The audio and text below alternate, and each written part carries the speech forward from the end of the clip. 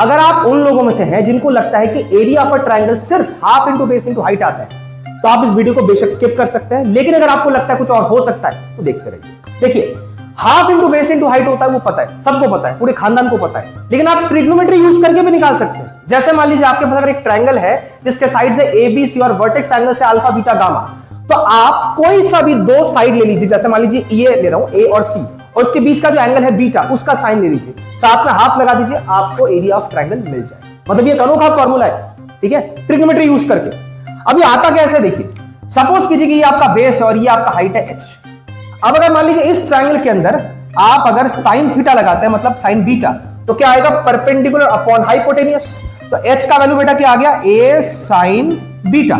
अब ट्रेडिशनली हमें क्या पता है, half into base into height होता है, तो ये आपका बेस है और हाइट क्या है आपका, ए साइन बीटा। तो लीजिए आपका आ गया कि नहीं। उसका मतलब अगर मान लीजिए आपने इन दोनों साइड को लिया होता मल्टीप्लीकेशन में, तो आपको साइन ऑफ अल्फा लेना होता, और अगर आपने इन दोनों साइड को लिया होता तो आपको साइन ऑफ गामा लेना होता है।